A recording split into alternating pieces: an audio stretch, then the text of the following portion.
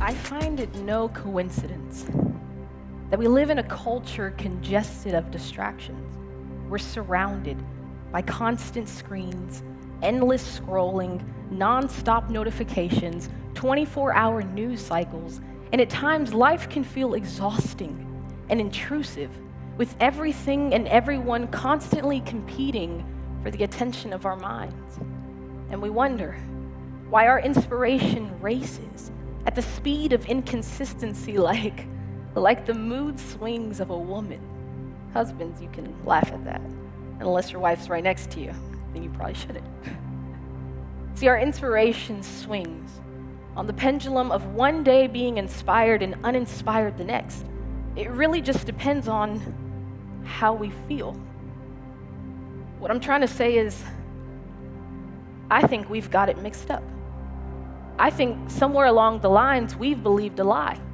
I think we have all the time in the world, that we could settle down in the dumps of our distraction or camp out in the coziness of our comfort as though there was not a cross to be carried before wearing a crown. And I'm afraid to admit it, but to be quite frank, our souls are living in the dilemma of a fallacy. We say we believe, yet we're living like this is all just fantasy. See, our DNA carries the cure to a cancer called death.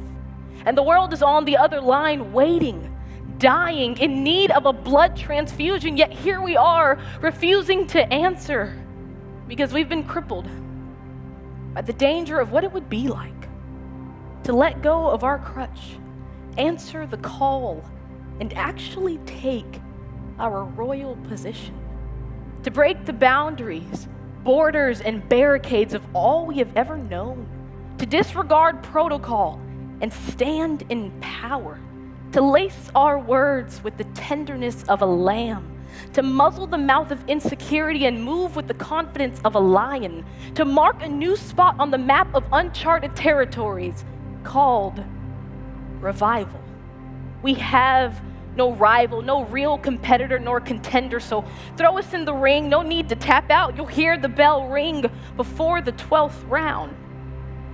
And when the world begins to hook our attention and our faith begins to feel rocky, we'll remember the creed in which we stand upon is unmatched and victorious. If death can't defeat us and the gates of hell can't prevail, then what do we have to fear? What do we have to fear? We have forgotten that we too once held darkness so dear. Like a mother holds a newborn baby, we thought the darkness would comfort us, but it only sought to destroy us. And even still, in the crevices of our depravity, in the valley of our shadows, in the presence of our death, light came, beckoning to detonate upon our darkness. It met us. We didn't go meet it. It came and met us.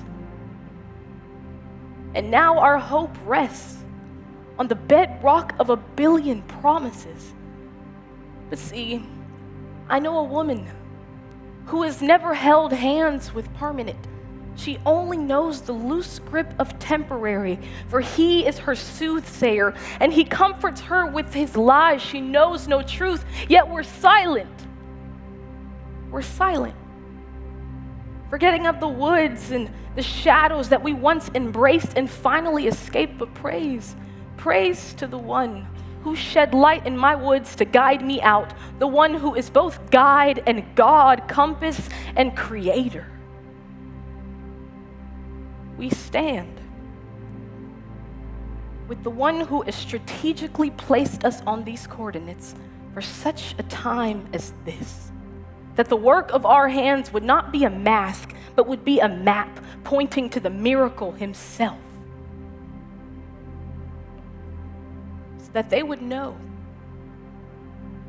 So God, may these hands go to contortionist lengths to carry living water to the deserts of the destitute, that they would know there is no journey you wouldn't embark on to satisfy their thirst. May these hands paint the galaxies of your goodness that they would know the constellations of confusion in their mind is not too foreign for the Father. For if your love travels as far as from the east to the west, then there is no hemisphere that the wingspan of your grace cannot reach. May these hands write the melody that a broken record will sing and find wholeness despite their fragments. And even as the tables turn, their distortion will find destiny. So may these hands create so that they would know their Creator, God. May these hands create so that they would know you.